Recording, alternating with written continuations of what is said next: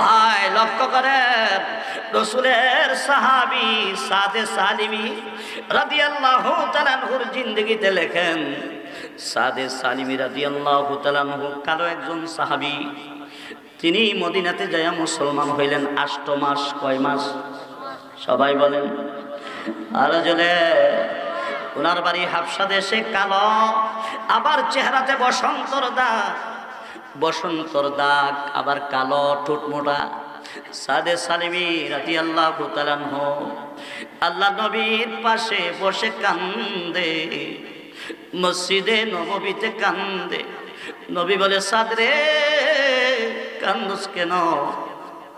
তোর কি মা বাবার কথা মনে হইছে?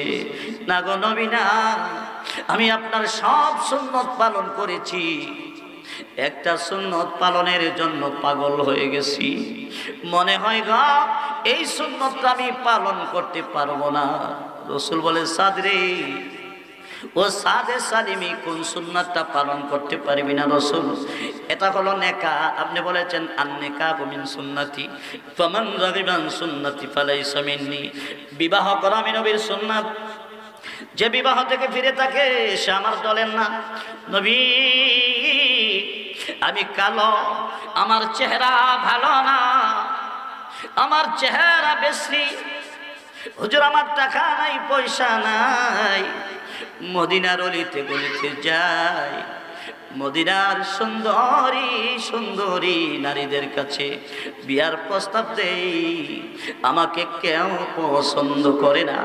মনে হয় এই সুন্নতটা আমার পালন করা সম্ভব হবে না। আমি বেশি হওয়ার কারণে আমারে কেউ লাইক করে না, পছন্দ করে না। হুজুর, আল্লাহ আমাকে কালো বানায়া দিলেন, আমার টাকাও নাই, পয়সাও নাই, এই বলে গো আমারে কেউ পছন্দ করে না, এই দুঃখে কান্দি। আল্লাহ রাসূল বলে, সাদ রে কান্দিস না রে সাদ, এই মদিনাতে আমার একজন ধনী সাহাবী আছে, যেই সাহাবীর সুন্দরী একটা মেয়ে আছে, সেই সাহাবীর নাম আমের ইবনে ওয়াহাব। সুবহানাল্লাহ। আমের ইবনে ওয়াহাব, এই আমেরের সুন্দরী একটা মেয়ে আছে। আমি একটা চিঠি লিখে দেই, এই চিঠি নিয়ে আমের বিন ওয়াহাবের কাছে দিবি, তোর বিয়ার ব্যবস্থা হবে। এবার সাদে সালিমি নবীজির দেওয়া চিঠি নিয়ে ওই আমের বিন ওয়াহাব রাদিয়াল্লাহু তাআলা আনহুর বাড়িতে গেলেন। যাওয়ার পরে পত্র দিলেন, পত্র পরে একবার সাদে সালিমের দিকে তাকা, আবার পত্র দিকে তাকায়। চেহারাটা ছিল সুন্দর, কালো হয়ে গেছে। সাদে সালিমি বুঝলেন না, না পছন্দ হয় নাই, বিয়ে আমার নসিবে হবে না। সাদে সালিমিরে কয়, সাদরি, রাসূল প্রস্তাব দিয়েছেন ঠিক, আমার মায়া আমার মহব্বত রাসূলের প্রতি যথেষ্ট আছে, আমি তো জানি না রে আমার মেয়ের মায়া এবং শ্রদ্ধা নবীর প্রতি আছে কিনা। যদি না থাকে রে, আমার মেয়ে যদি রাজি না হয়, তাহলে তো বিয়েটা হবে না, তুমি চলে যাও, পরে তোমারে জানাবো। সাদে সালিমি চোখের পানি ছেড়ে দেয়, বলি তোমার নবীর দেওয়া পত্র নাকচ হয়ে গেল, বিয়া কি আমার নসিবে নাই, এই সুন্নাত কি আমি পালন করতে পারবো না। কাতি তালিম দি, বাবা এদিকে আসেন, এই পত্র কিসের পত্র? মা গো, আল্লাহর নবী তোমার বিয়ের প্রস্তাব দিয়েছে, এই পত্র বাহক হইল বর। এমনি মেয়েটা ডাক দে, বাবা তুমি কি বলছ? ছেলেটা দিয়ে কাঁদতে কাঁদতে বের হয়ে যায়। এটা কার দেওয়া চিঠি? মা, এটা নবীজি দেওয়া চিঠি। দেখে বলে, বাবা কত বড় সাহস তোমার, কত বড় সাহস! আল্লাহর নবী তোমার মেয়ে বিয়ের প্রস্তাব দিয়েছে, তুমি তারে বিদায় করে দিলা। বাবা গো, জানো না এটা কার হাতের পত্র? সর্বনাশ করে ফেলাইছো। আমি রাজি গো বাবা, রাজি। হে বাবা, বিয়ে নয়, বিশ্ব নবী যদি আমার কলিজাটা কেটে দেওয়ার জন্য প্রস্তাব দেয়, কলিজা দিতে বিন্দু মাত্র দ্বিধা করব না। এমনি সাদে সালিম একটু দৌড় মারলেন, হযরতে আমির ইবনে ওয়াহাব আল্লাহ রাসূলের দরবারের দিকে দৌড় মারলেন। ইয়া রাসূলুল্লাহ, আমি তো ভুল করে ফেলেছি, আমার মেয়ে তো রাজি। আল্লাহ রাসূল বলেন ঠিক আছে, মোহর কি হবে? 600 দিরহাম। কত? আল্লাহ রাসূল বলেন আমার সাদের কাছে তো 600 দিরহাম দেওয়ার মতো সামর্থ্য নেই। আল্লাহ রাসূল সাহাবায়ে কেরামকে বললেন, সাহাবীরা আমার সাদে সালিমের জন্য তোমরা চাঁদা উঠাও, তুমি তাকে টাকার ব্যবস্থা করাও। 600 দিরহামের ব্যবস্থা করাইলেন। সাদে সালিমকে বলে, সাদে রে যা মদিনার বাজারে যাইয়া বিয়ের বাজার কর। বিয়ের বাজারের জন্য মদিনার দোকানে ঢুকলেন। এমন সময় কে যেন গো ডাক মারছে নবীর সাহাবীরা, গো তোমরা কোথায় গো? খবর জানোনি? জানোনি আল্লাহর নবীকে কাফেরের দলের আক্রমণ করেছে। সাদে সালিমি বলেন, এ দোকানদার ভাই, আমি বিয়ের বাজার করব না, আমার বিয়ের প্রয়োজন নাই, আমার টাকাগুলো দিয়ে দাও, আমি তরবারি কিনে জিহাদের ময়দানে যাব। জোরে বলেন সুবহানাল্লাহ। না, বাজার নয়, আর বিয়ে নয়, এই ভাতে তরবারি কিনে আল্লাহ রাসূলের সাথে জিহাদের ময়দানে যাব। জোরে বলেন আল্লাহু আকবার।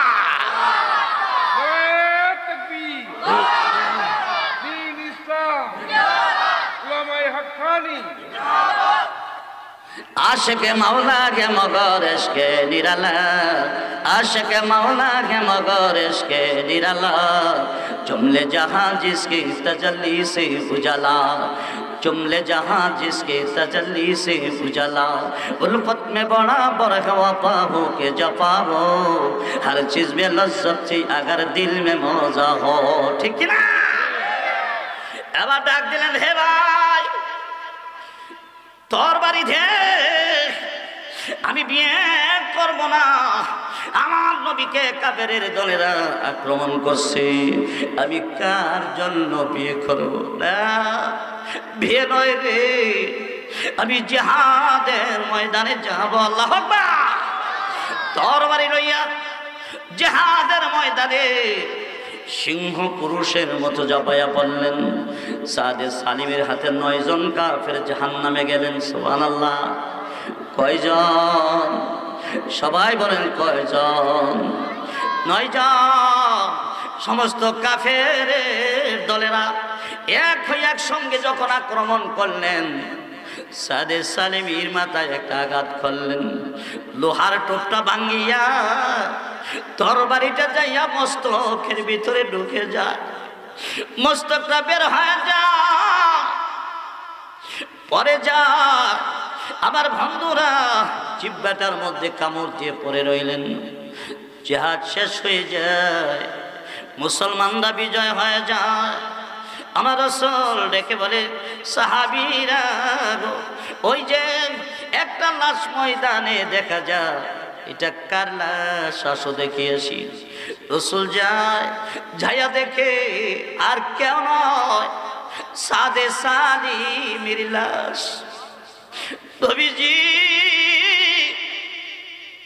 সাদে সালিমের দিকে তাকাইয়া চোখের পানি ছেড়ে দিলেন। রাসূলের ঠোঁট কাঁপতেছেন, মস্তকটা বেরিয়ে গেছে, জিহ্বায় কামড় মারলেন। রাসূল আকাশের দিকে তাকাইয়া মুস্কি হাসি মারলেন। সুবহানাল্লাহ। আবার চেহারাটা সাথে সাথে ঘুরাইয়া অন্যদিকে নিয়ে গেলেন। সাহাবীরা বলেন, ইয়া রাসূলুল্লাহ, ইয়া হাবিবাল্লাহ, ও নবীজি,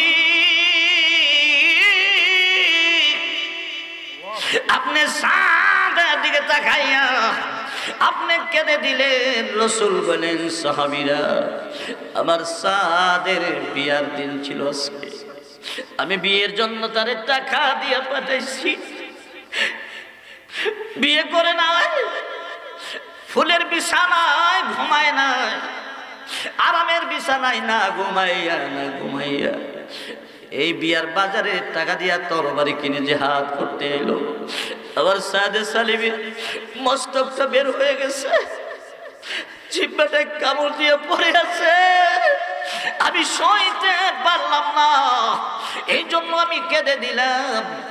আকাশের দিকে তাকাইয়া দেখি সাদে সালিমের জন্য আল্লাহ যে জান্নাতটা রেখেছেন, এই জান্নাতটা আমি দেখতে পাইলাম। সুবহানাল্লাহ। এ সাহাবীরা, আকাশের যত দরজা আছে সমস্ত দরজা আমার আল্লাহ খুলে দিয়েছেন, জান্নাতের যত দরজা আছে সব খুলে দিয়েছেন। আমি দেখি রে জান্নাতি হুর গিলমানেরা আমার সাদে সালিবিকে খুলে নেওয়ার জন্য এমন ভাবে দৌড়াচ্ছে, জান্নাতি হুরদের মাথার কাপড় পরে গেছে, পেটের কাপড় পরে গেছে। আমি রাসূল দেখে লজ্জা পাইলাম, শরম পাইলাম, এই জন্য আমার চেহারাটা আমি ঘুরাইয়া নিলাম। জোরে সরে বলেন সুবহানাল্লাহ, জোরে বলেন মুসলমান। আল্লাহ রাসূল এই জন্য বলেছেন জান্নাতের যত দরজা আছে সবগুলো খুলে দেওয়া হয়, আর জান্নাতের দরজা খুলে দেওয়া হয়, আকাশের দরজা খুলে দেওয়া হয়।